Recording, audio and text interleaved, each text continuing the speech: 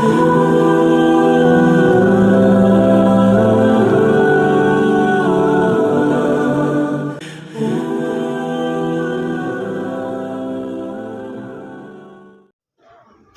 دنیا کو اللہ تعالیٰ نے انسان کے لیے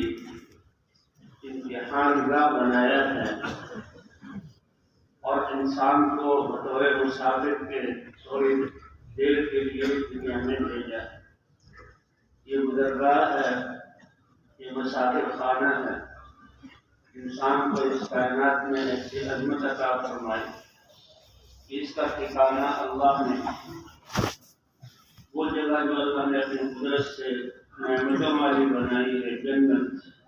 وہ اس کا اصل ٹھکانہ ہے۔ آخرت کے لیے اس کو بنایا ہے، وہاں ہمیشہ کی زندگی ہے، کبھی موت نہیں، ہمیشہ کی نعمتیں ہیں،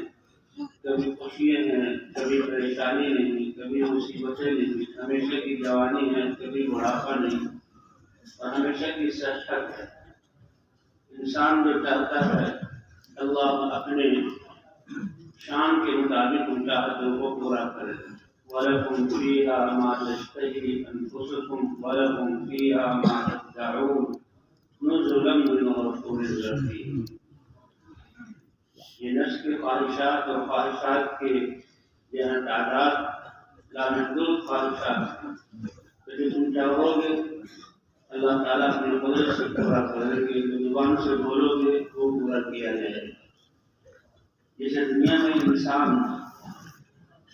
بڑی خواہشات اور حاجتوں کو پورا کرنے کے لیے چھوٹی خواہش کو قربان کرتا ہے، اللہ چاہتے ہیں کہ دنیا کی خواہشات کو قربان کیا جائے اللہ کی چاہت کے لیے۔ اس لیے ایمان کی بنیاد کیا ہے؟ لا یؤمن احدکم حتی یکون ہواہ تبعا لما جئت بہ۔ تم میں سے کامل ایمان والا کوئی ہو نہیں سکتا جب تک کہ اس کی خواہش جو اللہ حضور صلی اللہ علیہ وسلم دین لے کر آئے ہیں اس کے تابع نہ ہو جائے۔ اللہ کے احکام انسان کی خواہش کے مقابلے میں ان خواہشات کو یہاں قربان کر دے، اللہ کے حکم کو پورا کرے۔ اللہ دنیا میں بھی اس کے کام بنائیں گے، اپنی قدرت سے بنائیں گے، پھر آخرت میں اللہ تعالیٰ اس کی خواہشات کو اپنی شان کے مطابق پورا کریں گے۔ انسان کے پاس تھوڑے سے پیسے ہیں اور ضرورت تو وقتی حاجتیں اس کے سامنے، بھوک پیاس کپڑے، اگر ان پیسوں پر لگا دے گا، ان پیسوں کو ان خواہشات کے پورا کرنے پر، وقتی خواہشات کے پورا کرنے پر لگا دے گا تو کنگال ہو جائے گا اور پھر ہمیشہ کی بھوک اور پیاس اور بغیر کپڑوں کے رہنے کی سزا کو بھگتے گا۔ عقل مند انسان ان تھوڑے سے پیسے کو تجارت میں لگا کر اور کچھ عرصے صبر کر کے اور پیسے حاصل ہوئے، پھر ان کو لگایا، پھر یہ سلسلہ چالو ہو جائے گا اور اللہ اپنی مدد سے اتنے پیسے عطا فرمائیں گے کہ اس کی ساری حاجتیں پوری ہوں گی۔ اسی طرح گھر میں اناج ہے،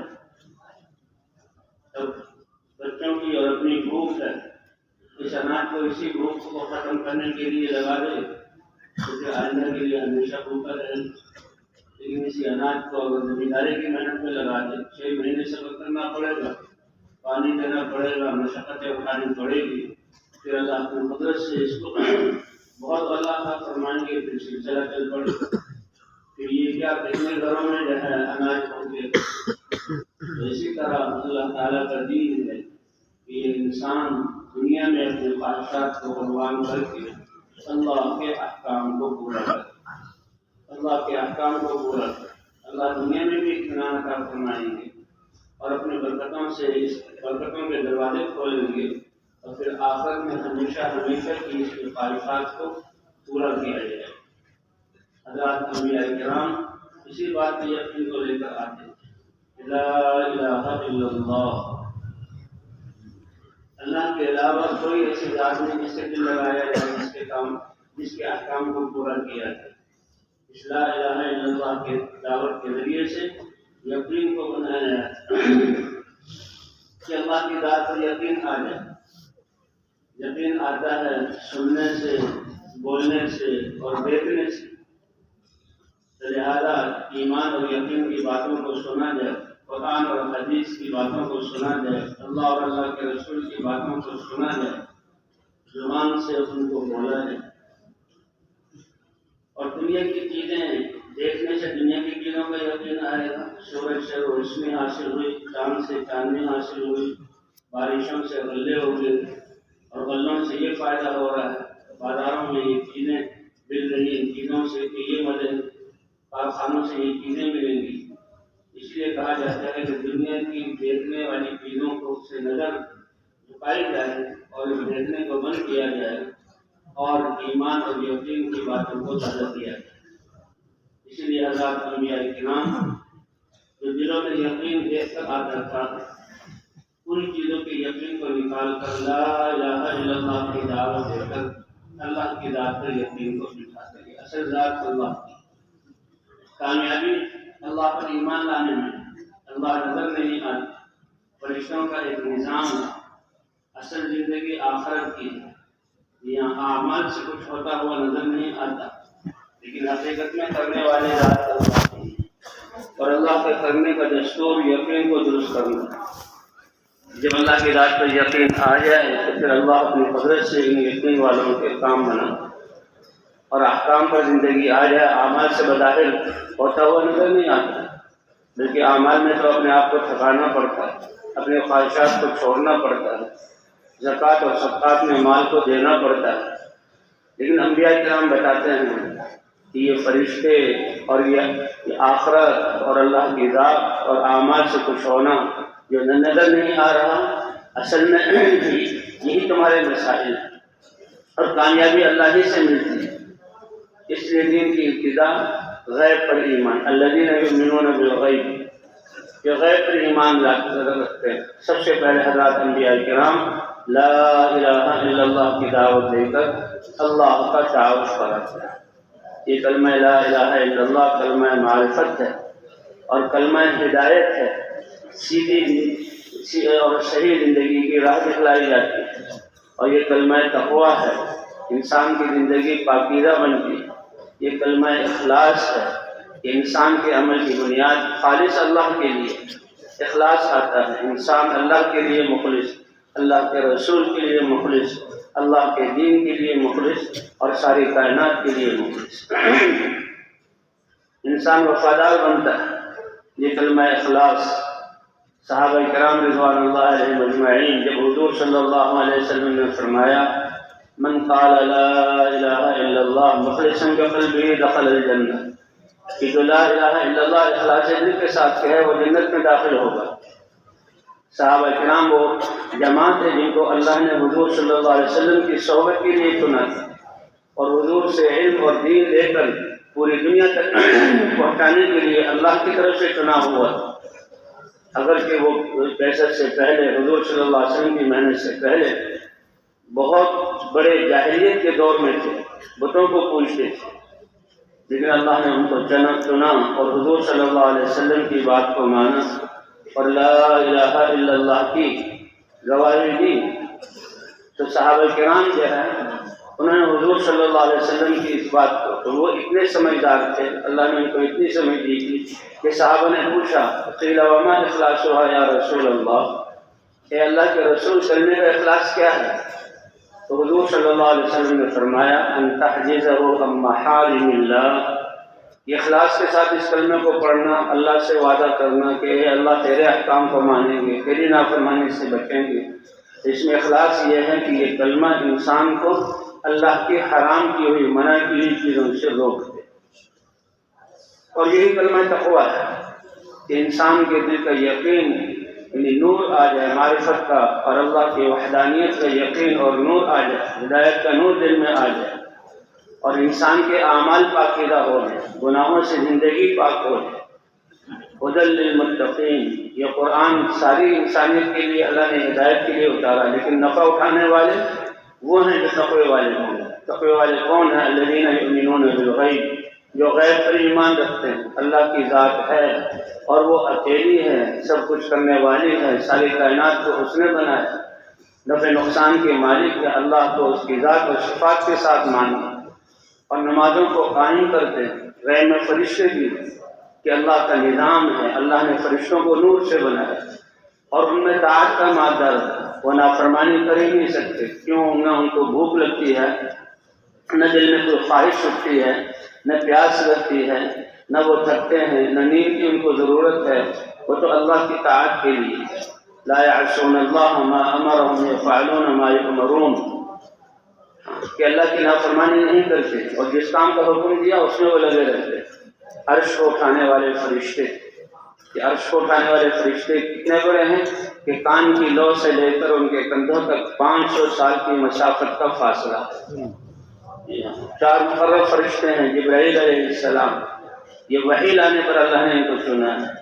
اسرافیل علیہ السلام، سور پھونکنے پر اللہ نے ان کو مقرر کیا ہے، اور ملک الموت ہے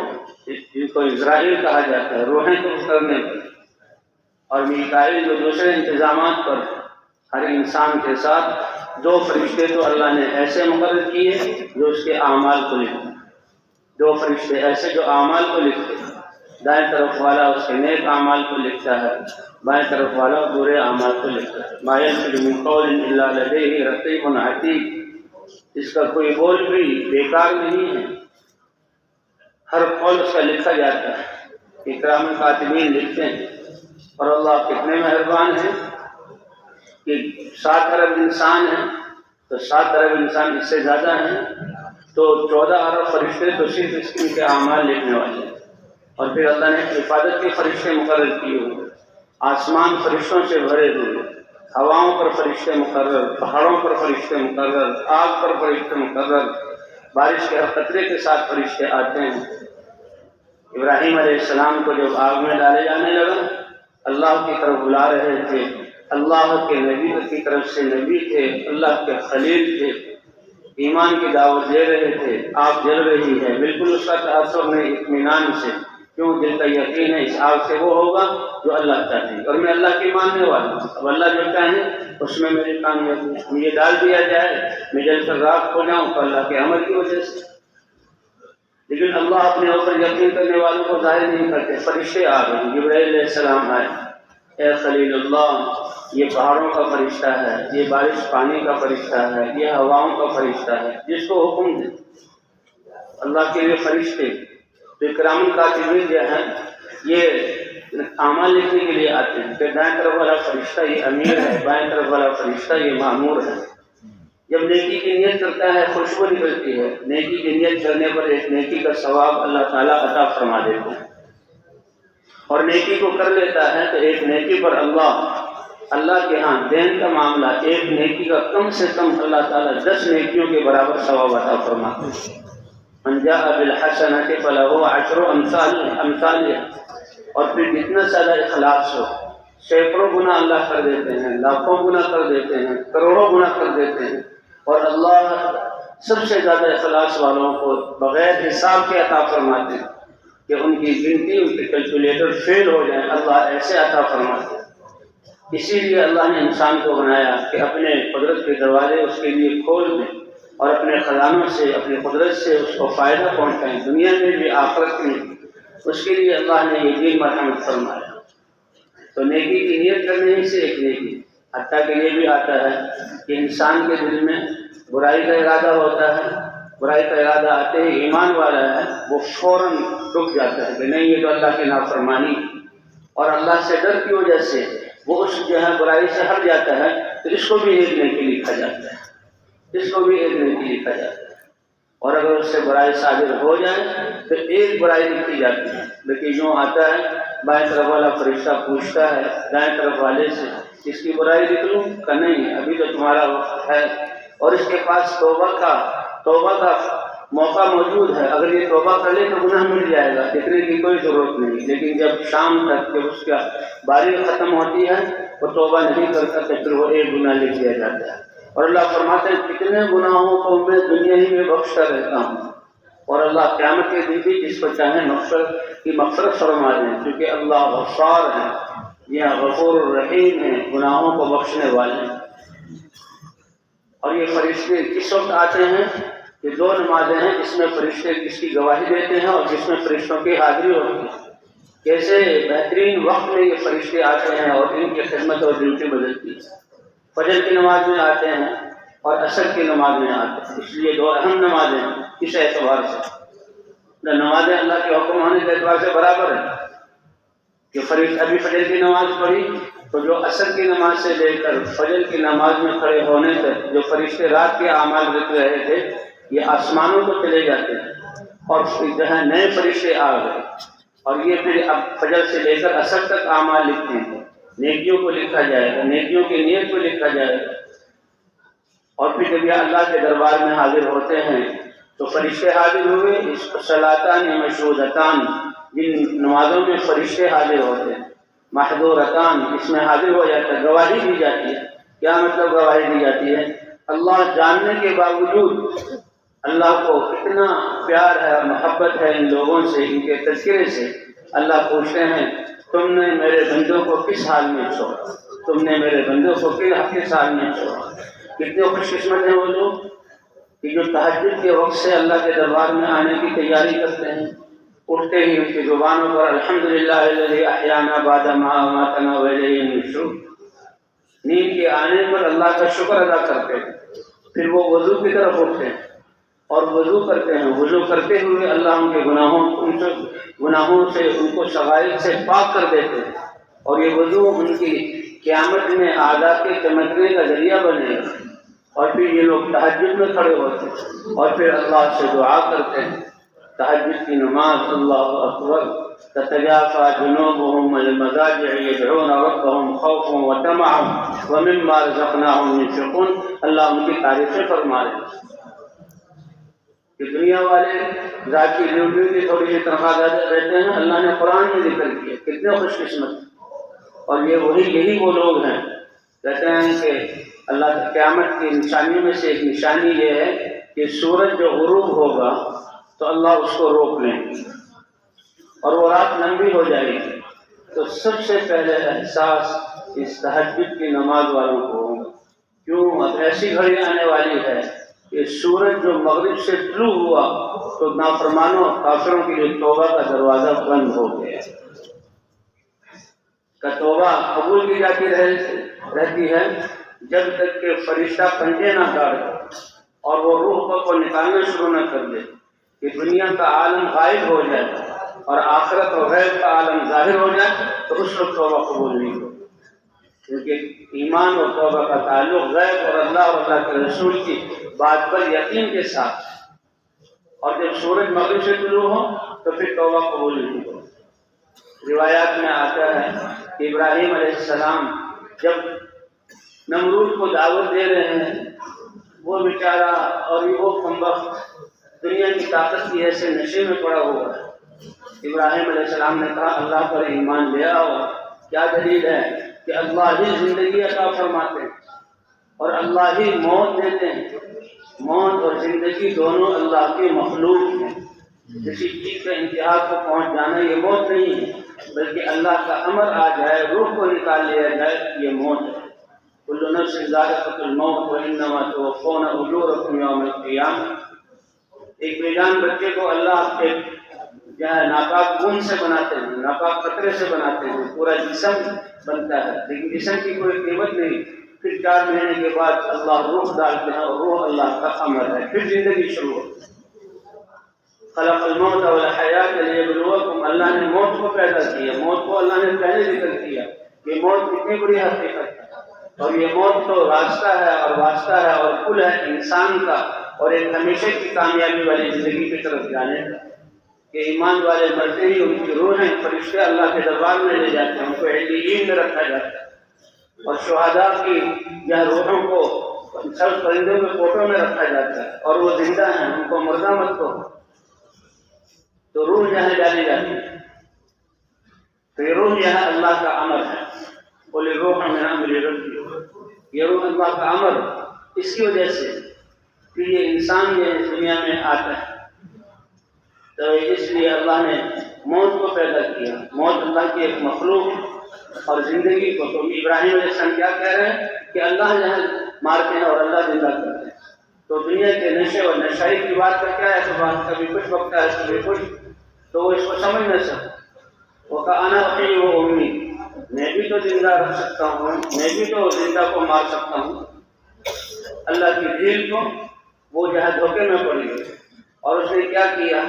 کہ دو قیدی سے ان کو بلوایا۔ ایک کے بارے میں یہ تھا یہ بری ہے، اس کو ظلمن اور ناحق قید میں ڈالا گیا تھا، اس کو تو چھوڑ دیے گئے، یہ اپنے بچوں کے ساتھ زندگی بسر کرے، اس کی گردن اڑا دو۔ اور یہ کون ہے؟ یہ بڑا ظالم اور بڑا مجرم ہے، بڑے جرائم کیے ہوئے ہیں، اس کو پھانسی لگنی چاہیے، گردن اڑنی چاہیے اس کو موت آنی چاہیے، اس کو چھوڑ دو۔ تو دیکھا ہے ابراہیم، زندے کو میں نے مار دیا، اور جس کے لیے موت کا فیصلہ ہونا تھا اس کو میں نے چھوڑ دیا۔ ابراہیم علیہ السلام نے دیکھا کہ بڑا ہی پرمغز اور بڑا ہی نشے میں، بڑے ہی دھوکے میں ہے، ایک دم ایسا ہتھوڑا سے سر پر مارا کہ میرا رب وہ ہے جو سورج کو مشرق سے نکالتا ہے، مغرب میں غروب کرتا ہے، پھر مشرق سے نکالتا ہے، تم اس کو مغرب سے نکال کے دکھاؤ۔ کون ہے؟ اللہ جو سورج کو مشرق سے نکالتا ہے، مغرب سے نکال کے دکھاؤ۔ تو اس کے ہاتھ میں تو اپنے سانس کو صحیح چلانے میں قبول کر لینی کفر ہکا بکا رہ گیا، ذلیل اور رسوا ہو گیا، اور کسانی کسی کی طرح کمبے ہوتے ہیں۔ اللہ نے فرمایا اے ابراہیم تم نے میری قدرت کو بیان کیا۔ ایک روایت میں آتا ہے قیامت جب تک قائم نہیں ہوگی جب تک سورج کو میں مغرب سے نکال کر میں دکھاؤں۔ سورج غروب ہوا اور ٹھہرا ہوا، کیونکہ سورج ہر جگہ سے جو غروب ہوتا ہے اس کے غروب ہونے کی جگہ اللہ سے اجازت لیتا ہے، نکلنے کی اللہ کس سے اجازت لیتا ہے۔ یہ قدرت کا نظام ہے، یہ غیب کا نظام ہے، اگر کہ ہماری سمجھ میں نہ آئے تو جب تک میں سورج کو اللہ روک دیں گے اور وہ رات 3 راتوں کے برابر ہوگی، اور سب سے پہلے احساس ان تہجد والوں کو ہوگا جو راتوں کو اٹھتے، جی ہاں، وضو کیا، نماز پڑھی، دعائیں مانگی، اپنے اذکار پورے کر لیے، پھر سورج کو طلوع کا احساس ہو جائے گا، اور پھر اس کے بعد یہ جانوروں کی آوازیں نکلیں، کیونکہ ان کا ایک وقت ہے۔ یہ پرندے بھی شام ہوتے ہی اپنے گھونسلوں کی طرف آتے ہیں اور چہچہاتے ہیں، اللہ کا ذکر کرتے ہیں، جانور بھی اپنے ٹھکانوں کی طرف آتے ہیں، انسان ان کو لے آتا ہے، اور پھر یہ آرام کرتے ہیں۔ ان کا آرام پورا ہوتا ہے تو ان کے پیٹ خالی ہو جاتے ہیں، بھوک کا احساس ہوتا ہے۔ یہ پرندے تو یہاں چلتے ہیں اللہ کا ذکر کرتے ہوئے، سورج غروب ہونے سے نکلنے سے پہلے چل پڑتے ہیں۔ لو انکم تتوکلون علی اللہ حق توکلہ لرزقکم کما یرزق الطیر تغدو خماصا وتروح بطانا۔ اگر تم اللہ کی ذات پر بھروسہ کر لو اور توکل کر لو جیسے توکل کرنے کا حق ہے، اللہ تمہیں ایسے عافیت کے ساتھ رزق عطا فرمائیں گے جیسے ان پرندوں کو رزق عطا فرماتے ہیں۔ جب اپنے کوٹر گھونسلوں سے نکلتے ہیں کوٹر خالی ہوتے ہیں، نہ ان کی کسی کھیت کے مالک ہیں، نہ ان کی دکانیں ہیں، نہ کارخانے ہیں، نہ ان کی ملازمتیں ہیں، نہ یہ مزدوری کرتے ہیں، اللہ کیسے ان کو رزق پہنچاتے ہیں۔ تغدو خماصا وتروح بطانا، یہ بھوکے جاتے ہیں اور رات شام کو پھر پیٹ پوٹے بھرے ہوئے ہوتے ہیں۔ تو ان کو احساس ہوتا ہے کہ بکریاں جانور جب بھوکے ہوتے ہیں تو صبح کو رسے توڑاتے ہیں کہ ہم جائیں چراگاہوں کی طرف، اور سب سے پہلے ان کی آوازیں آئیں گی، لیکن یہ رات کو 3 راتوں کے برابر۔ پھر فجر والے اٹھیں گے، اور سب سے منحوس اور سب سے بدقسمت انسان وہ ہے کہ جس کو اس وقت کا احساس ہی نہیں، وہ نیند میں سوئے ہوئے ہوں گے اور ان کی نیندیں پوری ہو جائیں گی، پھر وہ کہیں گے کیا، اور جب سورج مغرب سے طلوع ہوگا توبہ کا دروازہ بند ہو چکا ہوگا۔ تو بہرحال بھائی تہجد والے جو تہجد میں اٹھتے کہ اذان سنتے ہیں اللہ اکبر، فجر کی اذان جب ہو تو کیا تو اللہم ھذا اقبال نہارک و ادبار لیلک و اصوات دعاتک فاغفر، کیا مبارک الفاظ ہیں اے اللہ، یہ تیرا دن جو ہے یہ سامنے سے آ رہا ہے، رات جہاں ختم ہو رہی ہے، اور تیرے منادیوں نے اپنے بندوں کو گھر کی طرف لانے کے لیے آواز اذان اللہ اکبر کی صدائیں گونجتی اور فضاؤں کو چیرتی، اور ایمان والوں کے کانوں میں یہ رس کھولتے ہیں کہ سب سے بڑے اللہ ہیں، کتنا بڑا کلمہ، اشہد ان لا الہ الا اللہ، اللہ کی وحدانیت، یہ دعوت ہے انبیاء، واشہد ان محمد رسول اللہ، یہ حضور صلی اللہ علیہ وسلم کی رسالت کی دعوت ہے، اور یہ امام مؤذن گواہی دے رہے ہیں اور حی علی الصلاۃ حی علی الفلاح، کہ تمام آ جاؤ کامیابی کی طرف، آ جاؤ اللہ کے احکام کی طرف۔ دنیا نظر آ رہا ہے، کارخانوں میں کامیابی ہے، چیزیں ملیں گی، تجارت اور بازاروں میں کامیابی ہے، پیسے ملیں گے، ملازمتوں میں کامیابی ہے، تنخواہیں ملیں گی، زمینداری میں کامیابی ہے، غلے ملیں گے۔ لیکن یہ مؤذن کیا کہہ رہا ہے کہ کامیابی اللہ کے حکم کو ماننے میں ایمان کے بعد سب سے بڑی دولت نماز کی۔ تو یہ دعا مانگتا ہے، اور مؤذن جو کہتا ہے وہ کلمات کہتا ہے، اور پھر اس کے بعد اللہم رب هذه الدعوة التامة، یہ دعا پڑھتا ہے۔ عقبہ ابن عامر رضی اللہ تعالیٰ عنہ یہ فرماتے ہیں کہ میں اپنی قوم کے 12 آدمیوں کے ساتھ مدینہ آیا، پوری جماعت تھی، 12 آدمیوں کی جماعت تھی، میں 12واں تھا، اور وہ یہی ترتیب جو ہماری جماعتوں میں کہ 10 ساتھی وہ تو مسجد نبوی میں آ گئے، سارے دن حضور کے باتوں کو سنیں گے، ان کو یاد کریں گے، ان کو سیکھیں گے، اور 2 یا 1 ان کی باری جہاں وہ خدمت کی ہے کہ یہ اونٹوں کو چرائیں گے۔ ہر ایک آدمی اپنے اونٹوں کو باندھنے میں، چرانے میں تو پھر بہت زیادہ وقت لگے گا، اور کتنی برکت رکھتی ہے 10 آدمی فارغ ہو جائیں اور 2 آدمی خدمت میں لگ جائیں۔ کہ میری باری جہاں اونٹوں کو چرانے کی تھی، شام کو جب میں آیا اور جو ہے حضور صلی اللہ علیہ وسلم کی مجلس میں بیٹھا، اللہ اکبر، کیا کلمات آپ ارشاد فرما رہے ہیں، کیا خزانہ آپ دے رہے ہیں۔ آپ اس وقت یہ کہہ رہے تھے کہ جو آدمی اچھی طرح وضو کر لے اور 2 رکعت نماز نفل اخلاص دل و توجہ کے ساتھ پڑھ لے تو اللہ اس کے لیے جنت کو واجب کر دیتے ہیں، اللہ اس کے لیے جنت کو واجب کر دیتے ہیں۔ اس بات کو سن کر دل باغ باغ ہو گیا، اس بات کا یقین کہ اللہ محنت اور عمل کتنا مختصر اور آسان،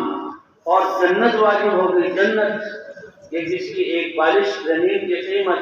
یا وہ جو کوچوان اپنے کوڑے کو جو رکھتا ہے اس کے باریک سے جو ہے وہ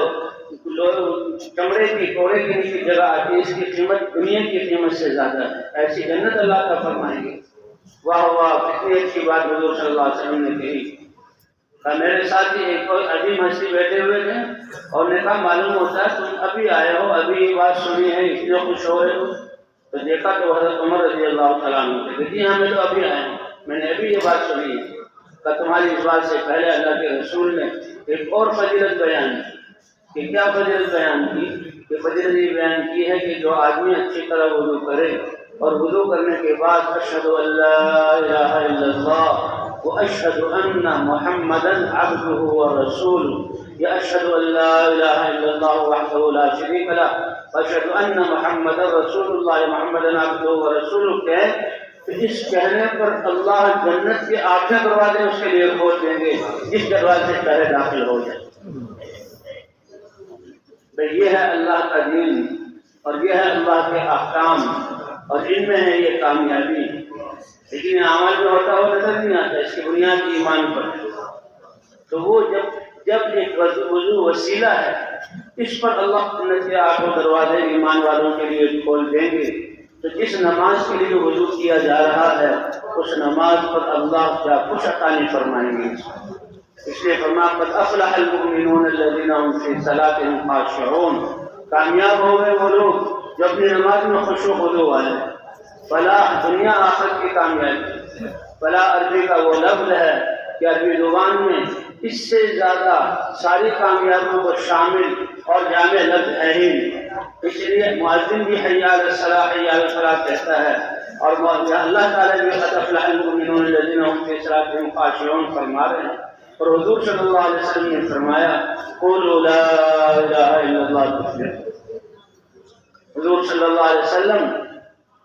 مسجد میں تشریف لائے، صحابہ نے صفیں بنائی، مردوں کی صفیں تھیں، سب سے پیچھے عورتوں کی صفیں تھیں۔ آپ صفوں کو چیرتے ہوئے عورتوں کے صف کی طرف تشریف لے گئے اور فرمایا معاشر النساء، اے عورتوں کی جماعت، جب یہ میرا بلال حبشی اذان دیا کرے تو اذان کو سنا کرو، اور اذان کو سن کر اذان کا جواب دیا کرو۔ اذان کا جواب کیا ہے کہ جو کلمات مؤذن کہہ رہا ہے، یہ بلال کہہ رہا ہے، تم بھی ان کو دہراؤ۔ اس لیے آتا ہے اللہ اکبر اللہ اکبر، یہی الفاظ دہرانا۔ اور جو حی علی الصلاۃ حی علی الفلاح لا حول ولا قوت الا باللہ، اور جب الصلاۃ خیر من النوم صدقت وبررت وبالحق نطقت، حدیثوں میں آتا ہے کہ جب اللہ اکبر کہو گی، یہ عورتیں گھروں میں اذان کو سنیں گی، نماز کی تیاری کریں گی، اذان کا جواب دیں گی، فرمایا اس اذان کے الفاظ پر، جملے نہیں، پوری بات نہیں، الفاظ کے جو حروف ہیں، اللہ میں 5 حرف ہیں، تو ہر حرف کے بدلے میں ہے اور تو اللہ تعالیٰ تمہیں 10 لاکھ نیکی عطا فرمائے گا، 10 لاکھ نیکی عطا فرمائے گا۔ کیوں؟ آخرت کا سرمایہ، ہمیشہ کی زندگی کا سرمایہ، ایمان کی قیمت، تمہارے بولوں کی قیمت، ایمان سے انسان کی زندگی کے اعمال کی یہ قیمت، اور مسلمان فرمایا ایک مسلمان کی قیمت اللہ کے ہاں یہ 7 زمین اور آسمان سے زیادہ قیمتی ہے۔ ایک مسلمان کو تکلیف دینا یہ بیت اللہ کی گرانے سے اللہ کو زیادہ ناز ہوا ہے۔ فرمایا ایک ایک نیکی پر، ایک ایک حرف پر اللہ 10 لاکھ نیکی عطا فرمائیں گے۔ حضرت عمر رضی اللہ تعالیٰ عنہ نے فرمایا کہ یا رسول اللہ، ہم مرد اس کا جواب دیں تو مردوں کو کیا ملے گا؟ فرمایا مردوں کو اس کا جو عورتوں کو مل رہا ہے اس کا دگنا اللہ عطا فرمائے گا، اس کا دگنا اللہ عطا فرمائے گا۔ تو یہ اذان پر اتنا ثواب، وضو پر اتنا ثواب، تو نماز پر اللہ کتنا دے گا؟ اس لیے کہتے ہیں کہ عبادات میں سب سے اہم عبادت یہ ہے نماز کی، کہ وضو کرنے پر اور اشہد ان لا الہ الا اللہ پڑھنے پر جنت کو 8 دروازے کھل جائیں گے۔ حضرت ابوبکر صدیق رضی اللہ تعالیٰ عنہ نے کہا یا رسول اللہ، جنت کے مختلف دروازے ہیں، آپ بیان کر رہے ہیں، بہت اچھی بات ہے کہ کوئی ایسا خوش قسمت انسان بھی ہوگا، وضو والے کے لیے ہے کہ کھلیں گے دروازے، لیکن کوئی ایسا کہ جی روزے دار کو ریحان دروازے سے پکارا جائے گا، ذکر والے کو فلاں دروازے سے پکارا جائے گا، نماز والے کو فلاں دروازے سے دروازوں سے آواز آئے گی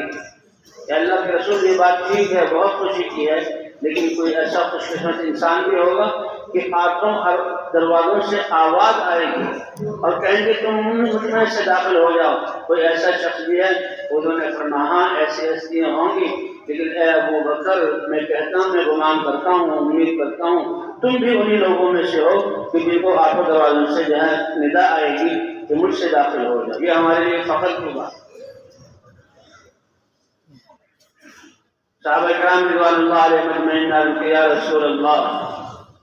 آپ اپنی امت کو قیامت میں کیسے پہچانیں گے؟ حضور صلی اللہ علیہ وسلم نے بڑی اچھی مثال دی، فرمایا ایک میدان مشکی اور کالے رنگ کے گھوڑوں سے بھرا ہوا اور ایک کچھ گھوڑے ایسے ہوں جس کا چہرہ اور 4 پاؤں سفید ہوں، پنچلیان کہتے ہیں، اور ان کا ایک مالک ہو، کیا وہ مالک اپنے گھوڑوں کو ان مشکی اور کالے گھوڑوں میں نہیں پہچانے گا؟ اے اللہ کے رسول بالکل پہچانے گا۔ فرمایا اسی طرح جب تم قیامت میں آؤ گے تو تمہارے اعضائے وضو چمک رہے ہوں گے قیامت کے دن، اور میں اس سے پہچانوں گا۔ اس لیے بھائی اللہ تعالیٰ نے کامیابی اپنے مبارک دین میں رکھی، اور دین کی بنیاد لا الہ الا اللہ، یقین پر، کہ ساری چیزوں سے یقین کر کے ہوتا ہوا ان سے نظر آ رہا ہے، اللہ کی ذات پر یقین آ جائے۔ یقین آتا ہے جی ہاں دیکھنے سے، سننے سے، اور یہ ہے باتیں کرنے سے۔ اللہ ہے، فرشتے ہیں، جنت ہے، اعمال کے نتائج ہیں، قبر ہے، دوزخ ہے، یہ نظر آنے والے نہیں ہیں، نظر آنے والی دنیا کی چیزیں ہیں۔ اس لیے کہتے ہیں دنیا کی دیکھ، اللہ کے راستے میں نکل کر دنیا کی چیزوں کو دیکھنا کم کیا جائے، نظروں کی حفاظت کی جائے تاکہ ان کی بڑائی دل میں نہ بیٹھے، اور اللہ اور اللہ کے رسول کی باتوں کو، ایمان یقین کی باتوں کو زیادہ کیا جائے، اور ایمان یقین کی باتوں کو دیکھا جائے۔ اور اگر چیزوں کو دیکھنا ہے تو وہ بھی اس بنیاد پر کہ ان سب چیزوں کو بنانے والے اور ان میں استفادہ رکھنے والے یہ کس کی ذات ہے؟ اللہ کی ذات ہے، اللہ کی ذات ہے۔ اور ایمان کے بعد جو اللہ نے جب ایمان آتا ہے تو پھر اللہ کے احکام کو ماننا، اس کی استعداد پیدا ہوتی ہے، اور اللہ کے دین کے لیے جان و مال لگانے کی، بلکہ یہ چیزیں محبوب بن جاتی ہیں۔ حضرت خالد بن ولید رضی اللہ تعالیٰ عنہ فرماتے ہیں کہ میری وہ رات کہ سردیوں کی راتیں ہوں، گھٹا ٹوپ اور اندھیری رات ہو، اور سردی ہواؤں کی ٹھنڈی ہواؤں کے جھپکے چل رہے ہوں، آسمان سے بارش ہو رہی ہو، اور اس ٹھنڈی رات اور اس بارش کی رات میں میرے پاس بارش سے بچنے کے لیے ڈھال کے علاوہ کچھ نہیں کہ ڈھال کو میں نے اپنے سر کے اوپر رکھا اور اس سے بارش سے بچ رہا ہوں، اور یہ اللہ کے راستے کی رات ہو، یہ زیادہ محبوب ہے مجھے اس رات سے کہ میری شادی ہوئی ہو، نئی نویلی دلہن آئی ہو، اس سے میری ملاقات ہو، اس ملاقات سے خوبصورت بچہ اللہ مجھے عطا فرمائے، اس رات سے محبوب یہ اللہ کے راستے کی رات ہے۔ اللہ کی راہ میں جان دینا یہ محبوب بنتے چلا جاتا ہے، صرف آسان نہیں ہوتا، تو یہ ایمان کی دعوت سے، اس لیے اللہ کے سارے احکام ماننا آسان، اور پھر مزید اس میں تقویت آئے نماز، کہ نماز سے انسان کے جسم کا استعمال ٹھیک ہوتا ہے، یہ اللہ کا ایسا امر ہے۔ حج ہے، یہ عام یہ ہے، مالدار لوگوں پر زندگی میں ایک دفعہ کتنی شرائط کے ساتھ، اور زکوٰۃ ہے اس کا تعلق مال کے ساتھ ہے، اور مالداروں پر سال میں ایک مرتبہ، روزے ہیں یہ سب پر فرض ہے، جی ہاں، گزر والے مستثنیٰ ہیں، لیکن ایک مہینہ روزے ہیں۔ اور نماز ایسا عمل ہے اللہ تعالیٰ کے 5 دفعہ اذان کے ذریعے اپنی دکانوں سے، بازاروں سے، گھروں سے، کارخانوں سے راتوں کو اور دن کو بلایا جاتا ہے۔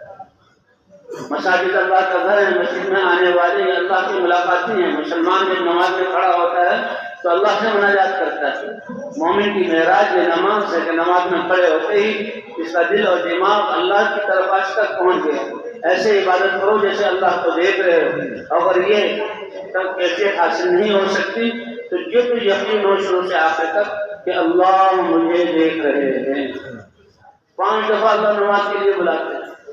کیا محبوب اور کتنی بڑی عبادت ہے۔ اور پھر یہ ایسا عمل ہے کہ حج کا تعلق مال کے ساتھ، اور حج کرتے ہوئے اور جان کے ساتھ، اور طواف کرتے ہوئے بھی انسان بات کر سکتا ہے، روزے کی عبادت میں بھی انسان جو ہے اپنی تجارت وغیرہ حلال کام کر سکتا ہے، لیکن نماز ایسا عمل ہے کہ اس میں تو دنیا کی بات بھی جائے، دل بھی اللہ کی طرف متوجہ، اللہ کے گھر میں آ کر باوضو اور پاکیزہ ہو کر اللہ کے سامنے کھڑے ہونا، اور اعضاء بھی اللہ کے حکم کے مطابق، اس لیے کہتے ہیں کہ جب نماز میں انسان کھڑا ہو 10 منٹ کے اپنے آپ کو اللہ کے احکام کا پابند کر لینا، اس سے اب یہ انسان دنیا کی جس شعبے میں جائے گا یہ اللہ کے احکام کی پابندی کرے گا، یہ اللہ کے احکام کی پابندی کرے گا۔ اسی لیے نماز انسان کے جسم کے استعمال کو ٹھیک کرتی ہے، اور نماز اتنی بڑی عبادت ہے، ان الصلاۃ تنہی عن الفحشاء والمنکر، یہ نماز بے حیائی والے کاموں اور برائیوں سے روکتی ہے۔ ایک صحابی اسلام میں داخل ہوئے اور ابھی جاہلیت والی زندگی سے آئے تھے، تو کچھ باتیں ان میں جاہلیت والی بھی باقی تھی۔ صحابہ کرام کو اشکال ہوا، حضور صلی اللہ علیہ وسلم کی خدمت میں عرض کیا کہ اللہ کے رسول فلاں وہ مسلمان ہو گیا ہے، لیکن ابھی یہ جو ہے کام کرتا۔ حضور صلی اللہ علیہ وسلم نے فرمایا تم ان کو نماز پڑھتے ہوئے دیکھتے ہو کہ نماز پڑھتا ہے تو یہ نماز عنقریب اس کو ان ساری چیزوں سے پاک کر دے گی۔ صحابہ کہتے ہیں دیکھتے ہی دیکھتے ہم نے دیکھا کہ ساری چیزوں کو اس نے چھوڑ دیا اور اس کا اسلام اچھا ہو گیا۔ اس لیے بھائی جہاں ایمان اور یقین کو بنانے کی محنت ہے، وہاں اپنی نمازوں کو بھی بنانے کی محنت اس کے لیے کی، کیونکہ نماز کے لیے سب سے پہلے یقین درست کرنا ہوگا، نماز کے لیے فضائل کا علم حاصل کرنا ہوگا، نماز کے لیے مسائل کا علم حاصل کرنا ہوگا، نماز صحیح یقین کے ساتھ ہو اور اللہ کے اتارے ہوئے علم اور احکام کے ساتھ ہو، اور فضائل جو وارد ہوئے ہیں ان کے شوق کے ساتھ ہو۔ اگر انسان شوق اور فضائل کا استعداد نہ ہو، لا اجر لمن لا حسرت لہ، جو اللہ کی فرما برداری کر کے اللہ کے احکام پورا کر کے اللہ کے طرف سے جو مقررہ اجر اور فضائل ہیں اسی کا اس کو دھیان نہ ہو تو اس کے لیے کوئی اجر نہیں ہو۔ فریضہ تو چل جائے گا لیکن اس کو اجر نہیں ہوگا۔ اس لیے کیا ہے، ہر عمل کے ساتھ ایمان و احتسابہ، ایمان و احتسابہ، اللہ کی ذات پر ایمان اور یقین کہ اللہ اس کے ذریعے سے پالیں گے، دنیا آخرت میں کامیاب کریں گے، اور جو فضائل ہیں ان کی امید رکھتے ہوئے خوشی اور شوق میں نمازوں کو درست بھی کرنا ہے اور نمازوں کو جاندار اور شاندار بھی بنانا ہے۔ جیسے یقین کی زیادتی یہ ہر وقت مطلوب ہے، اسی طرح نمازوں کو اچھا سے اچھا بنانا یہ بھی مطلوب ہے۔ تو اس کے لیے نماز کو پڑھنے سے پہلے یقین کے بنانے کی محنت اور علم، اللہ والے علم کے حاصل کرنے کی ضرورت، فضائل کے ہم جہاں علم آنے کی ضرورت، اور پھر اللہ کی طرف دھیان ہو۔ یہ 3 چیزیں ضروری ہے۔ دھیان کس کی طرف ہو؟ اللہ کی طرف۔ ان تعبد اللہ کأنک تراہ، کہ شوق سے جو ہے اللہ کے رضا کو حاصل کرنے کے شوق سے جو نماز ہوئی، اسی لیے حضور صلی اللہ علیہ وسلم حارثہ سامنے آئے، آپ صلی اللہ علیہ وسلم نے فرمایا کہ فاصبحت یا حارثہ، اے حارثہ تم نے صبح کیسے کی؟ اب کیا ماحول تھا اور اس سوال کا مقصد کیا ہے؟ آج ان سے کوئی پوچھے گی کیا حال ہے، کیسے صبح ہوئی، ہم کہیں ہاں بھائی ٹھیک ہے، کھانسی ہو گئی، بخار ہو گیا، بچے کو یہ ہو گیا، اور گزارا چل رہا ہے، اور یہ تنگی ہے اور وہ تنگی ہے۔ اور سوال پوچھنے والے کا بھی مقصد یہ دنیا ہی کی چیزیں ہیں، آخرت اس کے ذہن میں کا، اور جواب دینے والے بھی اس کے مطابق دے رہے ہیں۔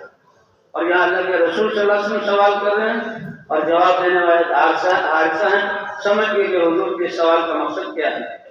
حضور صلی اللہ علیہ وسلم صحت اور دنیاوی چیزیں، کھانے پینے کپڑے کے بارے میں نہیں پوچھ رہے، حضور صلی اللہ علیہ وسلم جو بنیاد اور اصل ہے ایمان کے بارے میں پوچھ رہے۔ تو جواب بھی ویسا ہی ہے، اصبحت مؤمنا حقا یا رسول اللہ، اصبحت مؤمنا حقا یا رسول اللہ، اے اللہ کے رسول میں نے ایمان، سچے پکے ایمان کے ساتھ صبح کی ہے۔ یہ ایمان محفوظ ہے تو یہ انسان سلامت ہے۔ جی ہاں، اللہ کے احکام اور طاعت موجود ہے تو یہ انسان کامیاب ہے۔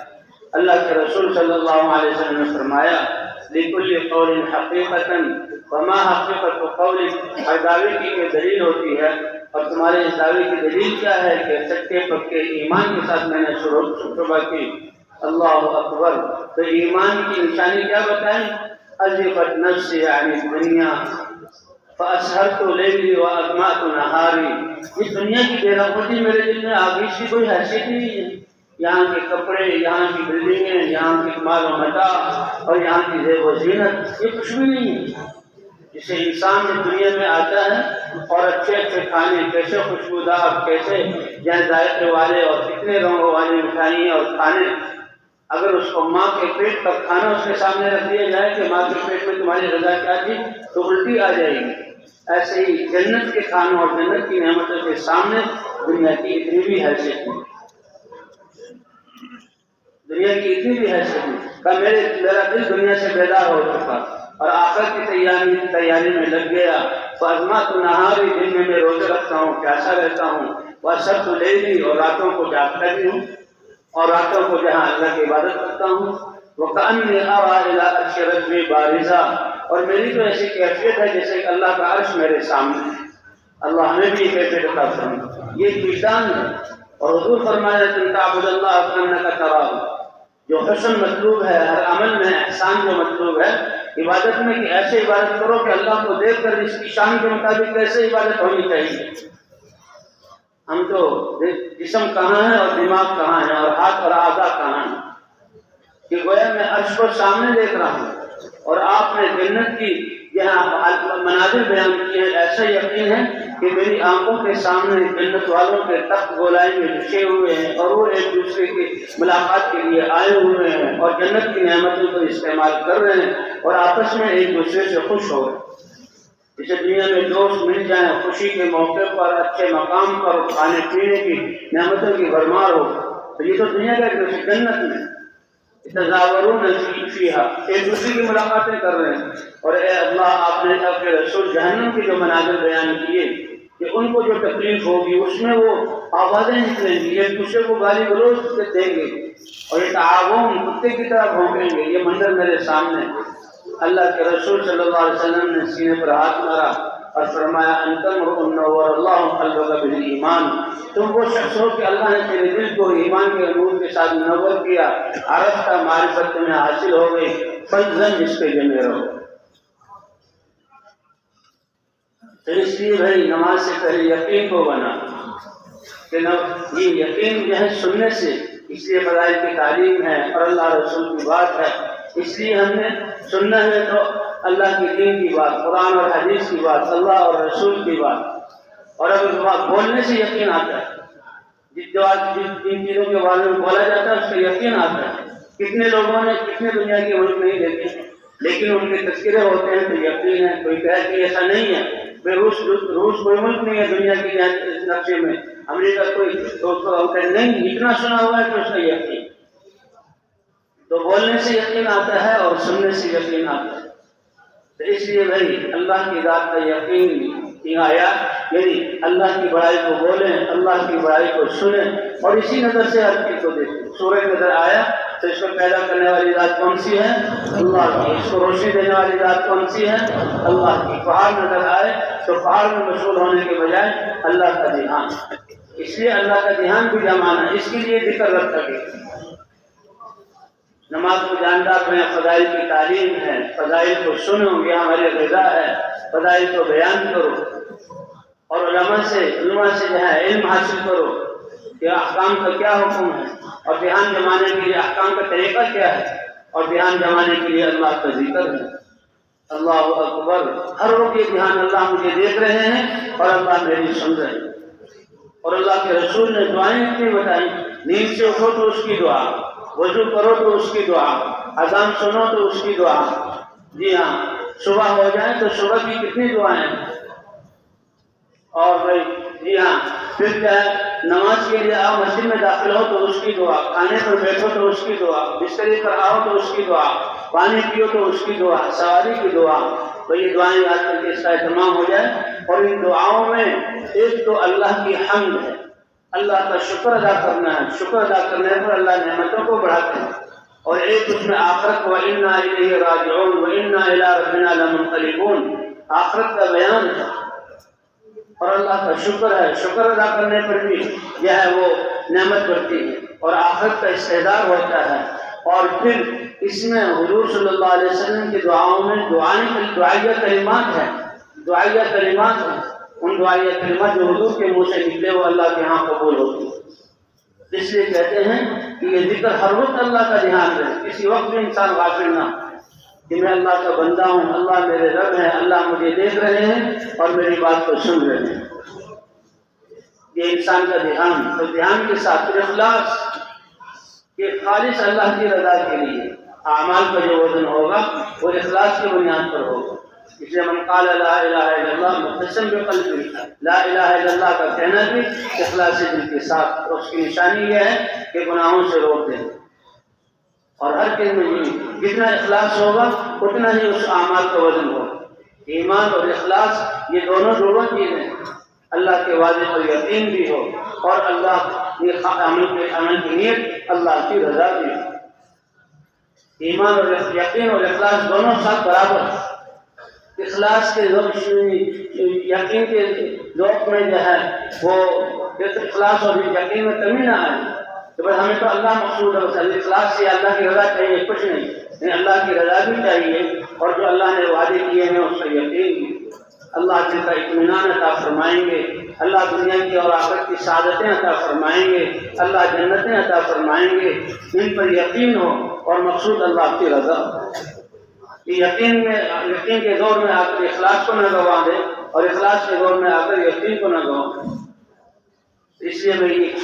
صفات ہر عمل میں، نماز سے اس کی ابتدا، نماز سے ہی یقین کی بنیاد پر کہ اللہ تعالیٰ اس سے ساری کامیابی عطا فرمائیں گے۔ حضرت محمد صلی اللہ علیہ وسلم کی سنت کے مطابق نماز کو ادا کرنا، فضائل والے علم کے شوق کے ساتھ ادا کرنا اور فضائل احکام کے علم کی پابندی کے ساتھ نمازوں کو ادا کرنا، جہالت کے ساتھ نماز ادا کرنا نہیں، اور اللہ کے دھیان کے ساتھ نماز کو ادا کرنا، اخلاص کے ساتھ جہاں نماز کو حکم کو ادا کرنا اور نفس کے مجاہدے کے ساتھ، جیسے شروع میں کہا جاتا ہے کہ انسان چھوٹی خواہشات کو بڑی خواہشات پورا کرنے کے لیے قربان کرتا ہے، تو اسی طرح دنیا کی خواہشات کو اللہ کے عوامل کے لیے جو قربان کرے گا تو اللہ تعالیٰ ہمیشہ ہمیشہ کی خوشیاں قیامت میں عطا فرمائیں گے۔ وَلَكُمْ فِيهَا مَا تَشْتَهِي أَنفُسُكُمْ وَلَكُمْ فِيهَا مَا تَدَّعُونَ نُزُلًا مِّنْ غَفُورٍ رَّحِيمٍ۔ یہ مہمان نوازی ہوگی تمہارے رب کی طرف سے جو تمہارے گناہوں کو بخشنے والا ہے اور بہت زیادہ رحم کرنے والا ہے۔ اس لیے پہلے یہ صفات نماز میں اور پھر ہر عمل کو ان صفات کے ساتھ کرنا، اللہ کے دھیان کے ساتھ، حضور کے طریقے کے ساتھ، فضائل کے شوق کے ساتھ، احکام والے مسائل کے علم کی پابندی کے ساتھ اور اللہ کے دھیان کے ساتھ اور مشقت کے ساتھ، اور وہ اپنے اعمال کی حفاظت کرتے ہوئے، اعمال کی حفاظت کرتے ہوئے، یعنی ہمارے بول نرم ہوں، ہمارے جو ہے ہمارے دل جو ہے وہ نرم ہو، ہمارے بول اچھے ہوں، ماتھے پہ تیور نہ ہو، اخلاق برے نہ ہو، فرمایا دیوالیہ والا کون ہے؟ میری امت کا مفلس کون ہے؟ یہ اللہ کے رسول مفلس تو وہ ہوتا ہے جس کے پاس سونا چاندی اور روپے پیسے اور اسباب نہ ہو۔ فرمایا نہیں، میری امت کا مفلس وہ ہے، دیوالیہ والا اور کنگال وہ ہے جو قیامت میں پہاڑوں کے برابر نیکی لائے گا، پہاڑوں کے برابر نیکی لائے گا، لیکن زبان کے بول درست تھے، دل میں سختی تھی، ڈانٹنا ڈپٹنا تھا، لوگوں کو یہاں پر ظلم کرنا تھا، وہ سب حقوق والے آ جائیں گے۔ زمین دبائی ہے، پیسے دبائے ہیں، میراث ادا نہیں کی، ظلم کیا ہے، کم تول کے دیا ہے، کسی کی برائی بے عزتی کی ہے، تو وہاں تو سکے تو نہیں ہے، زمین کے بدلے میں زمین، پیسوں کے بدلے میں پیسے، وہاں تو وہ نہیں ہے، وہاں جہاں نیکیاں اس کی بھی جائیں گی، اور وہ اتنے حقوق والے ہوں گے اس بد اخلاقی کی وجہ سے کہ وہ ساری نیکیاں وہ لے جائیں گے، اور ابھی حقوق والوں کے حقوق باقی ہوں گے،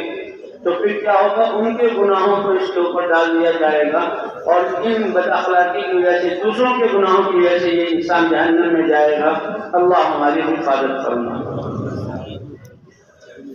پچھلے ہوئے حضرات انبیاء کرام جی ہاں اس حق کی دعوت کو لے کر آتے تھے، اور اللہ تعالیٰ چن کر ان کو بھیجتے تھے، رسول، انبیاء،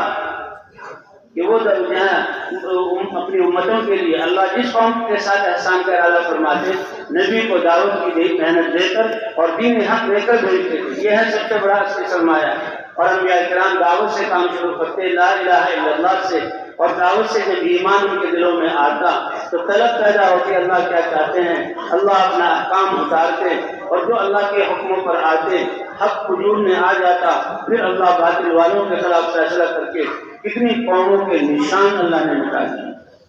نمرود کیسی یہ منظم اور زبردست حکومت والا تھا کہ اپنے آپ کو بھی میں بادشاہ ہوں، میں تمہارے کام کرتا ہوں، اس سے اوپر جا کر میں تمہارا رب اور تمہیں پالنے والا ہوں، یہ رزق مجھ سے آ رہا ہے، یہ میں دے رہا ہوں، غلے زمینیں اگا رہی ہیں، لیکن یہ میرا نظام ہے، میرے کاری پہ کام کر رہے ہیں، میرا نہری نظام، اور میرا جہاں فصلوں کو اگانے کا۔ انسان کتنے دھوکے میں آیا، اس کی نمرودیت کو جو توڑا اللہ نے ابراہیم علیہ السلام کی لا الہ الا اللہ کی دعوت کی وجہ سے، نوح علیہ السلام کی قوم کی کثرت کے گھمنڈ کو جو اللہ نے توڑا، اور جو کفر پہلی مشرک قوم نوح علیہ السلام بتوں کی عبادت کرنے والی، ان کے جو بتوں کو توڑا ہے نوح علیہ السلام کی دعوت سے۔ لیکن یہ دعوت کتنے عرصے ہوگی؟ اس کا علم اللہ کو ہے، 950 سال مسلسل دعوت دیتے رہے۔ قوم عاد کی طاقت کے بت کو جو گھمنڈ کو توڑا ہے ہود علیہ السلام کی دعوت سے، اور اللہ نے ہوا کے ذریعے ان کو ہلاک کیا۔ ہوا کتنی ضروری چیز ہے، جی ہاں، کہیں کسی جگہ پر انسان محبوس ہو جائے، دم گھٹ جائے تو چند منٹوں میں مر جاتا ہے، ہوا موجود ہے لیکن یہ ہے بند ہے، سانس لے نہیں سکتا، تو اس کا دم جہاں مر گیا۔ اس ہوا کے ذریعے جی ہاں اللہ نے ان کو ریح صرصر عاتیہ سخرها علیہم 7 لیال و 8 ایام، 7 راتیں اور 8 دن چلتی رہتی۔ تو جب حق وجود میں آیا، باطل کو اللہ نے ختم کیا، فرعون کی فرعونیت کو، قارون کی قارونیت کو، شداد کی شدادیت کو، وزارت کے یقین کو، اور قوم سبا کی زراعت کے نقشوں کو اللہ نے جو توڑا، باطل کے نقشے، وہ انبیاء کی اس دعوت سے، اس ایمان سے احکام آتے تھے۔ حکم جب موجود ہو جاتا اور امتوں کا کام دین پر چلنا ہے، یا زیادہ سے زیادہ اگر نافرمانی ہو رہی ہے تو دینی غیرت کے مطابق ان کو روکنا۔ ایک قصہ لکھا ہے کہ بنی اسرائیل کی جو ہے ایک قوم تھی، بڑی ریل پہ کھانے پینے کے لیے اللہ نے آزمانا چاہا کہ امتحان تو جو ہے آگے پہنچانے کے لیے پہلے درجے کا طالب علم امتحان نہ ہو تو وہ مزے میں زندگی گزارے، اور موت تک وہ پہلے ہی درجے میں رہے، دوسرے درجے میں امتحان کے بغیر جائے نہیں۔ تو اللہ تعالیٰ نے امتحان دیتے ہیں، اور امتحان کے لیے بچے کو کتنی تیاری کرنی پڑتی ہے، جاگنا پڑتا ہے اور یاد کرنا پڑتا ہے، امتحان کے کمرے میں امتحان دینا پڑتا ہے۔ تو اللہ بھی امتحان حالات کے ذریعے دیتے ہیں۔ تو اللہ نے آزمانا چاہا، اور امتحان کے لیے ترقی کی کہ اگر یہ اپنے امتحان میں پاس ہو گئے تو پہلے سے زیادہ نعمتیں ملیں گی۔ لیکن انسان جو ہے وہ اپنی عقل پر اعتماد کرتا ہے، ماحول کو دیکھتا ہے، بچڑ جاتا ہے۔ تو کیا تھا، وہ سمندر کے کنارے رہتے تھے اور مچھیرے تھے، مچھلیوں کا شکار کر کے بیچتے تھے۔ اللہ نے آزمانا چاہا تو نبی کے ذریعے حکم دے دیا کہ تم جو ہے ہفتہ بھر جو وہ ہفتہ کے 6 دنوں میں شکار کیا کرو اور ہفتے کے دن تمہارا شکار بنے۔ اب وہ ہفتے کے دن 6 دنوں میں شکار کر رہے ہیں، معمول کے مطابق یا کم مچھلیاں آتی ہیں اور ان کا گزارا ہو رہا ہے، بس صرف صبر کرنا تھا، اپنے آپ کو روکنا تھا۔ لیکن امتحان لینا تھا تو ہفتے کے دن ایسا ہوتا تھا کہ مچھلیاں سمندر کی تہہ پر آ جاتی ہیں، ہاتھوں سے پکڑے، جال سے پکڑے، بہت زیادہ مچھلی، اور حکم یہ تھا اللہ کا حکم مانو۔ اب یہ دنیا پر لٹکانے والے، رینگنے والے، رال پکڑنے والے یہ دیکھتے ہیں کہ ہفتے کے دن تو بہت زیادہ مچھلی آ جاتی ہیں، اور وہ تو 2 منٹ میں، 3 منٹ میں، 4 منٹ ٹوکرے بھر کے بھیجو اور پیسے لے آؤ اور گھر میں جہاں فراوانی، اور پورے دن بیٹھنا پڑتا ہے، تھوڑی سی ملتی ہے پھر تھوڑا بیچ کر جہاں بیچ کر گزارا ہوتا ہے۔ تو یہ امتحان تھا، تو جن کا ایمان کمزور تھا وہ بھی چل گئے۔ اب شیطان نے ان کو راہ دکھلائی، شیطان نے راہ کیا دکھلائی کہ تم جو ہے وہ بدھ کے دن، ہفتے جمعے کے دن نالیاں کھود کر گڑھا بنا لو اور وہ نالیوں سے پانی اس گڑھے میں ڈال دو، اور ہفتے کے دن شکار مت کرو، اور ہفتے کی شام میں اس نالی کو بند کر دو اور اتوار کے دن شکار کرو۔ یہ دھوکہ ہے شیطان کا۔ ان شیطان یعدکم الفقر ویأمرکم بالفحشاء، یہ فقر کا حکم کرتا ہے، اللہ کے حکم کرواتا ہے، اللہ کا حکم کرواتا ہے۔ لا تغرنکم الحیات الدنیا ولا یغرنکم باللہ الغرور، یہ دنیا کی زندگی، یہ دنیا کی چیزوں سے ہوتا ہوا نظر آ رہا ہے، یہ دھوکے باز ہے، یہ تمہیں دھوکہ نہ دے دے اور شیطان تمہیں دھوکہ نہ دے دے۔ تو شیطان نے ترتیب سکھائی کہ تم اللہ کے حکم مانو گے اور تمہارا کوئی گناہ بھی نہیں ہوگا، اور بھائی جب تم نے ہفتے کے دن وہ مچھلیاں گڑھے میں آ گئی اور پھر ان کا راستہ رک گیا، مچھلیاں اڑ کر تھوڑی جائیں گی، تو یہی تمہارا شکار ہو گیا اللہ کی نافرمانی۔ لیکن قوم میں کچھ اچھے لوگ بھی تھے، انہوں نے کہا بھائی تم اللہ کے حکم کی نافرمانی کر رہے ہو، یہ تو اللہ نے کہا تمہیں آزماؤں گا، یہ آزمائش ہے، اور اللہ نے آزمانے ہی کے لیے ہفتے کے دن تمہیں شکار جو ہے منع کیا، اور ان پہ مچھلیاں آتی ہیں کہ تمہیں آزما لیں۔ اللہ اپنی جب ایمان پر پکے ہوئے اللہ نے اپنے یہاں رزق کے دروازے دہانے کھول دیں گے، لیکن وہ بات نہ آئی۔ تو انہوں نے اتنے غیرت والے تھے، غیرت، ایمانی غیرت ان پر بھی ضروری تھی، انہوں نے کہا بھائی تم اللہ کی اتنی برملا نافرمانی کر رہے ہو، دھوکہ بازی کر رہے ہو، اپنے نفسوں کو دھوکہ دے رہے ہو، ہمارا تمہارا تعلق ختم۔ انہوں نے اپنے اور ان کے گھروں کے درمیان دیواریں بنائی کہ جو دین پر نہیں چلتے ہیں ان سے قطع تعلق، کیسے اللہ کی نافرمانی کر رہے ہو۔ ایک تیسری قوم تھی، وہ کہنے لگے بھائی کیوں ان کے لیے مگر خود جہاں وہ تم خراب کرتے ہو، کیوں ان سے لڑتے ہو، کیوں ان کو روکتے ہو؟ کبھی اللہ کو کیا جواب دیں گے کہ اللہ کے حکم ٹوٹ رہے ہوں اور ہم جو خاموش؟ ان کے دل میں تبلیغ نہیں تھا، لیکن دین کی غیرت میں دین روکنا یہ تو ان کے دل میں تھا۔ تو تیسری قوم مسلم کو کہنے کی چھوڑ دو ان کو، نہیں ہم نہیں چھوڑ سکتے، اور انہوں نے قطع تعلق کر لیا، اور ایسے کچھ ایام گزرتے رہے، بس اللہ کا عذاب آیا۔ ایک دن جب وہ صبح کو اٹھ کر اپنے کاموں میں لگے تو دیواروں کے پیچھے آوازیں تو آتی تھی، بچوں کے رونے کی، عورتوں کے بولنے کی، برتنوں کے کھڑکنے کی اور چلنے کی، زندگی کے آثار زندگی، اور جب وہ اٹھے تو بالکل خاموشی تاری، بالکل خاموشی تاری، ایک عجیب سناٹا تھا۔ یہ کیا ہوا؟ انہوں نے کہا جب یہ آوازیں نہیں آ رہی کیا ہوا؟ کوئی مر تو نہیں گئے، سانس تو نہیں ہو گیا، اللہ کا عذاب تو نہیں آ گیا؟ جب دیواروں کے اوپر سے دیکھا تو سب بندر بنے ہوئے تھے، سب بندر بنے ہوئے تھے، سب بندر بنے ہوئے تھے۔ کونوا قردۃ خاسئین، کمینے اور ذلیل اور بندر بن جاؤ، اللہ کے امر کو توڑا۔ اب انہوں یہ پھر دروازے کھول کے گئے اور وہ بندر ہر ایک اپنے رشتے دار کو پہچان رہا ہے اور پاؤں چاٹ رہا ہے اور رو رہا ہے کہ اللہ کا عذاب ہم پر آ گیا۔ اور جو تیسری قوم جو کہتی تھی کہ تم سے کچھ مت کہو، نافرمانی نہیں کرتے تھے، ان کا ذکر کوئی نہیں آتا، لیکن بات کہتے ہیں کہ شاید ان پر بھی کوئی جو ہے وہ ناگواری آئی، بات کہتے ہیں کہ اللہ نے ان کو بھی بچا لیا، لیکن اصل جو روکنے والے تھے اللہ نے ان کو عزت عطا فرمائی۔ اللہ تعالیٰ نے جبرائیل علیہ السلام کا جبرائیل فلاں بستی کو الٹ دو، جبرائیل علیہ السلام آئے بستی کو الٹنے کے لیے۔ ایک شخص ایسا کہ جو اپنے عبادت خانے میں اللہ کی عبادت کر رہا ہے، اس کا کوئی لمحہ بھی ضائع نہیں جاتا۔ جبرائیل علیہ السلام نے عرض کیا اے اللہ تیرا یہ بندہ یہ تو تیری یاد میں لگا ہوا، تو اسی کے سر پر بستی کو الٹ دو کہ میری نافرمانی میرے بندے جہنم کی طرف جا رہے ہیں، اور اس کے دل میں ذرہ برابر اس کے سر پر جو نہیں رہی تھی اور اس کا چہرہ متغیر نہیں ہوتا۔ تو اس سب سے آخر میں اللہ تعالیٰ نے ساری انسانیت کے لیے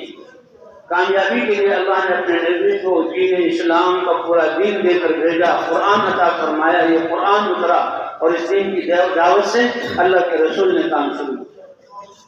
آپ کی 40 سالہ پہلی زندگی کتنی مبارک ہے، لیکن اس زندگی سے کسی تعریفیں تو کر رہے ہیں کہ اپنے آپ کو ٹھیک کر لو، بس اپنے آپ کام سے کام رکھو، کسی کو کچھ نہ کو بڑی تعریفیں ہوں گی، لیکن کسی کی زندگی بدل جائے باقی پر اثر ذرا برابر نہیں پڑے گا۔ انبیاء کی زندگی اس بات کی گواہ ہے، تاریخ اس بات کی گواہ ہے۔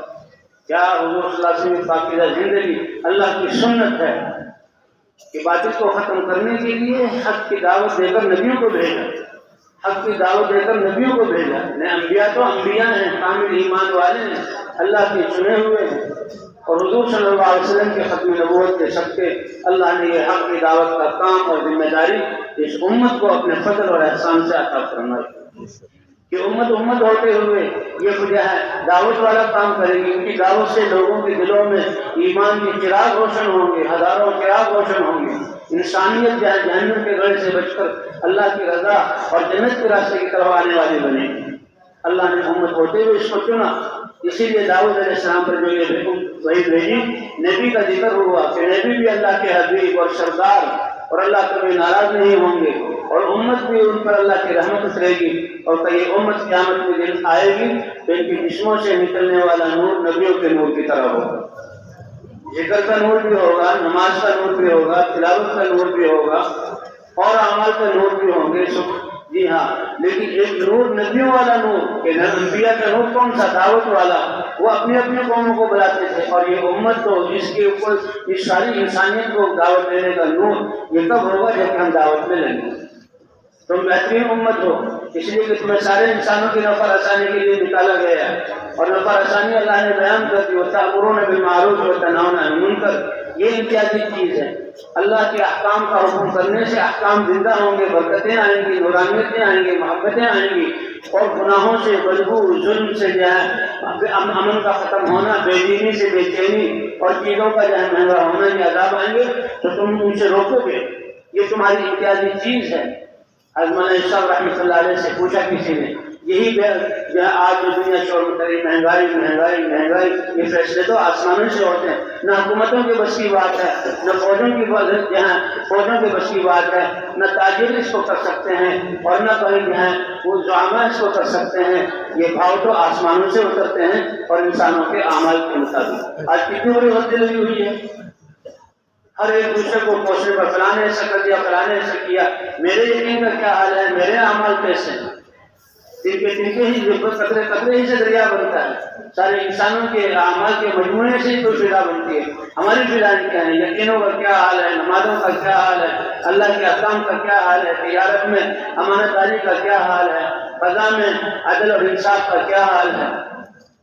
اور ہماری معاشرت میں اللہ کے احکام کا کیا حال ہے۔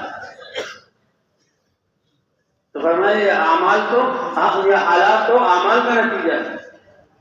تو اللہ کی طرف سے یہ فرمایا لوگوں کی طرف منسوخ نہ کرو، ان کو گالی برا بلا مت کہو، اپنے نفسوں کی طرف رجوع کر کے اپنے یقینوں اور اعمال کو ٹھیک کرو۔ تم اپنے اور اللہ کے اعمال کو ٹھیک، اللہ کے ساتھ تعلق کو ٹھیک کر لو گے، اللہ تمہارے اور ساری مخلوقات کے درمیان تعلق کو ٹھیک کر دے گا۔ گاہکوں کا تعلق جو ہے بیچنے والے تاجروں سے، اور مزدوروں کا تعلق صنعت کاروں سے، اور جہاں عوام کا تعلق جہاں حاکموں سے، اور چھوٹے آفیسروں کا تعلق بڑے سے، یہ سارے تعلقات اگر تم ان میں اللہ کے احکام کو پورا کر لو تو اللہ ہم سب کے حالات اور تعلق کو ٹھیک کر دیں گے۔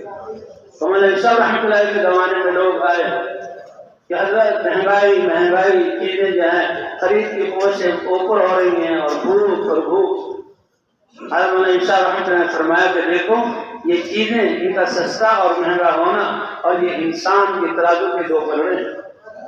یہ ترازو کے دو پلڑے ہیں اللہ کے ہاں۔ کہ انسان جب ایمان اور احکام سے اپنی زندگی کو مزین کر کے قیمتی بنا دیتا ہے،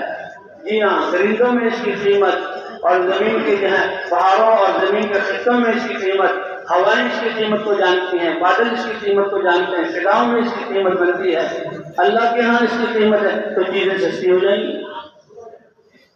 فرمایا انسان ایمان اور اعمال سے ان اللہ لا ينظر الى صورکم ولا الى اموالکم ولكن ينظر الى قلوبکم واعمالکم، اللہ تمہاری شکلوں کو نہیں دیکھتا، وہ اللہ نے بنائی ہے، اس میں تمہارا ماں باپ کا کوئی دخل نہیں، اور کس قوم میں پیدا ہوا اس میں بھی تمہارا کوئی دخل نہیں، اور نہ تمہارے مالوں کو دیکھتا ہے، یہ تقسیم اللہ کی ہے، نظام چلانا ہے، سب مالدار ہو جائیں نظام نہیں چل سکتا، سب بادشاہ ہو جائیں ہو ہی نہیں سکتا،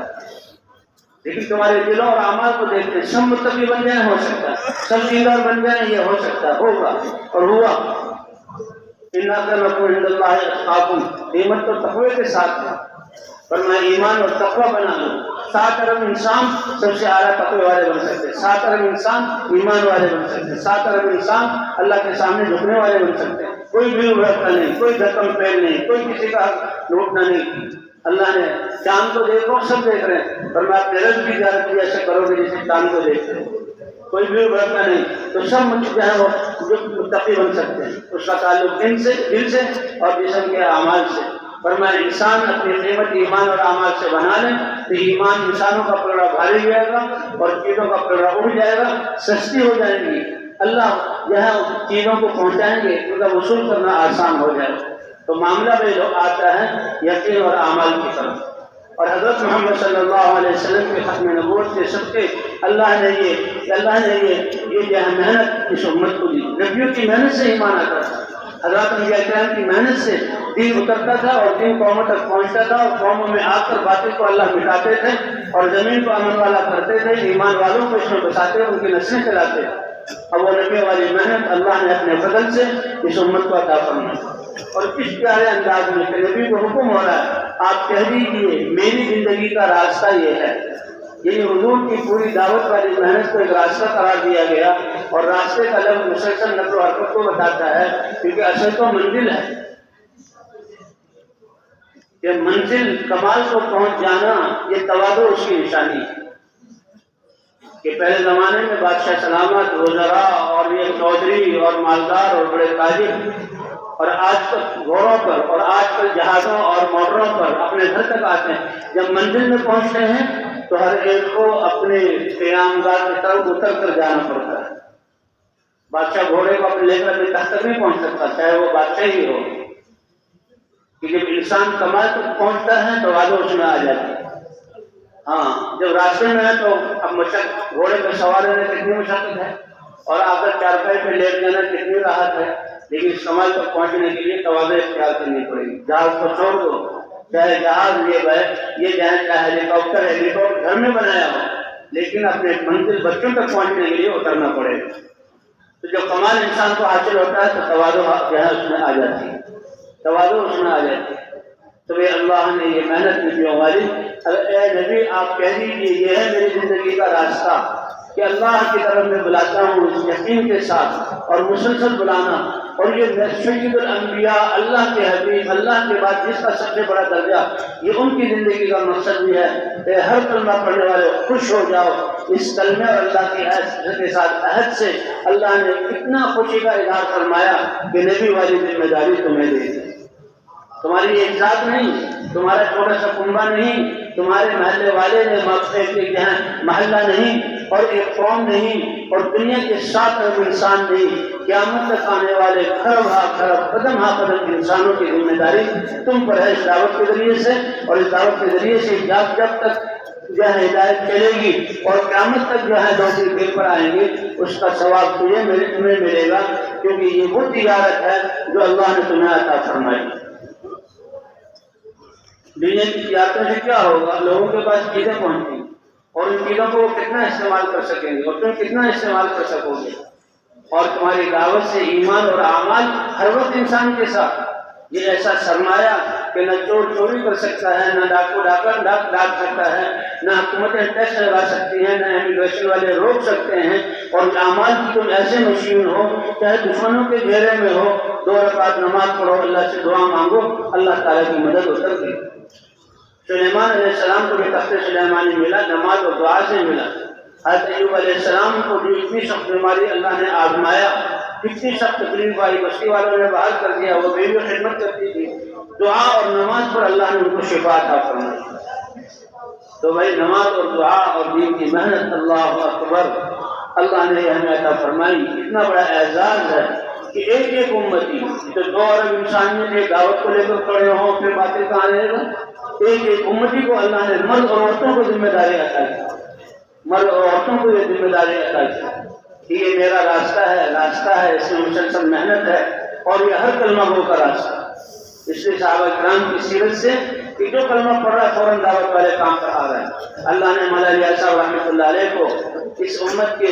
اس حال پر رحم کھا کر ان کے مسائل کو حل کرنے کے لیے یہ دعوت والا کام دیا. مولا علی صاحب رحمۃ اللہ علیہ کو کھولا اور ہر مسلمان کو اس پر کھڑا کیا.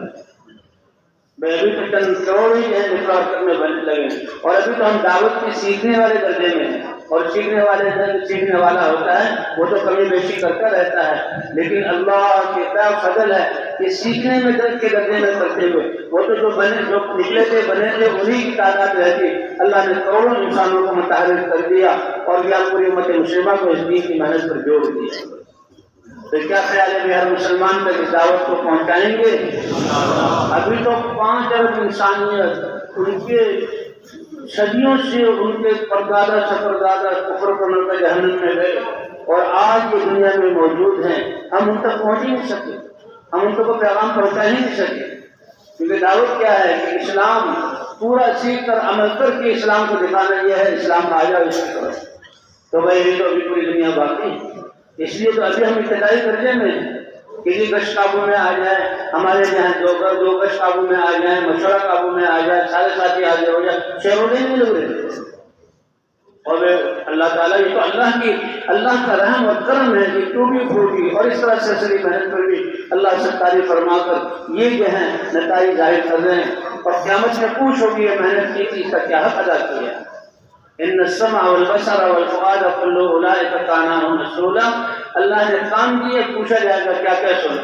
اللہ نے آنکھ دی، کب کھولی اور کیا کیا دیکھا، کیوں دیکھا، پوچھا جائے گا. یہ دل دیا، دماغوں سے کیا تصویریں کی، یہ دیکھ پوچھا جائے گا. وَإِنَّهُ لَذِكْرٌ لَكَ وَلِقَوْمِكَ وَسَوْفَ تُسْأَلُونَ. قرآن دیا، قرآن میں دین دیا، دین کی محنت کا حکم دیا، پوری انسانیت کی ذمہ داری کنتم خیر امت اخرجت للناس یہ ادا دی اور اس میں فضائل بتلائے، نصرت کا وعدہ کیا. بتاؤ اے امت محمدیہ تم نے اس فریضے کو کتنا ادا کیا. پوچھنے والے تو اللہ ہیں،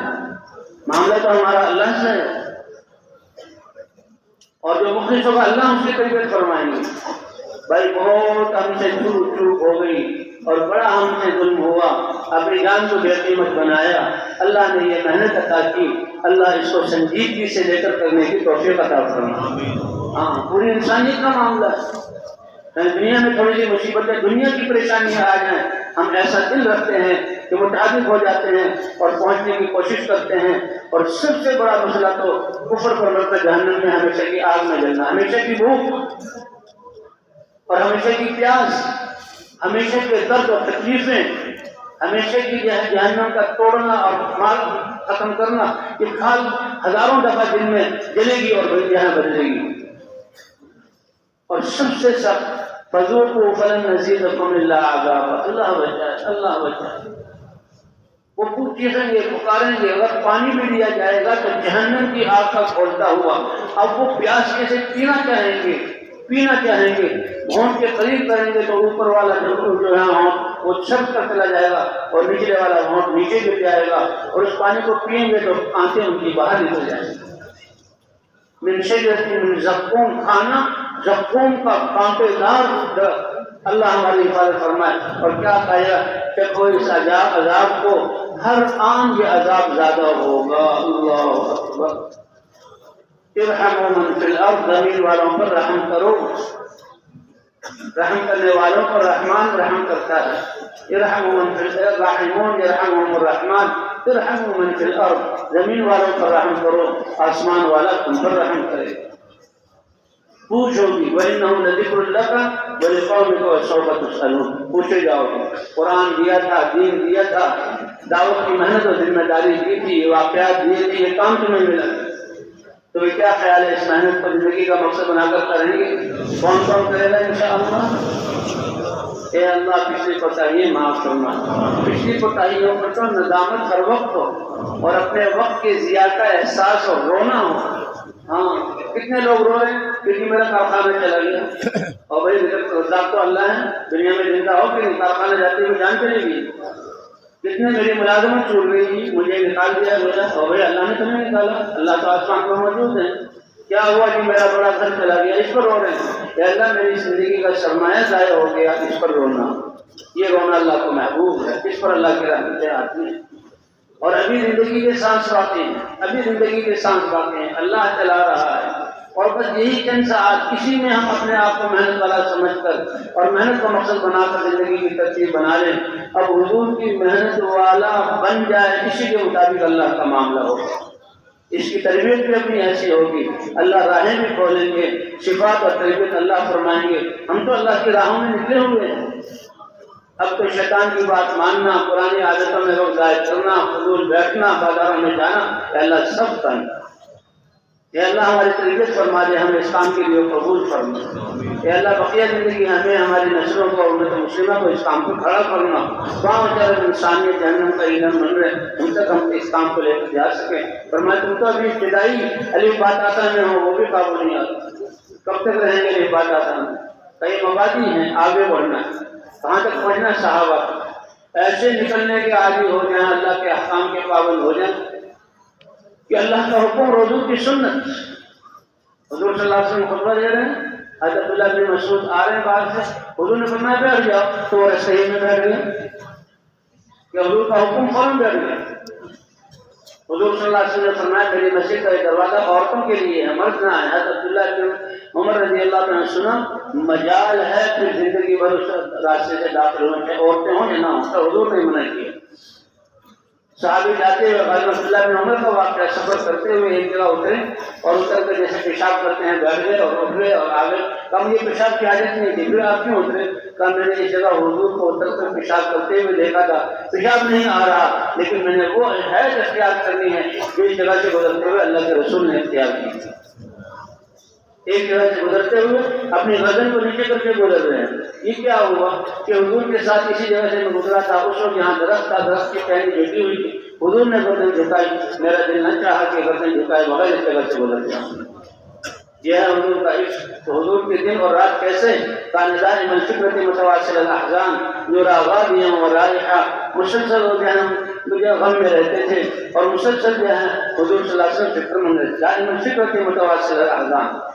سینے سے ایک آواز نکلتی تھی جیسے ہانیہ ابل رہی ہو جوش کی وجہ سے، حضور غم کی وجہ سے سینے سے ایک آواز نکلتی تھی۔ اور کیا فکر تھا حضور صلی اللہ علیہ وسلم کا بخشائے اللہ کے حبیب سب سے متجدہ بتائیے نا آپ کے لیے،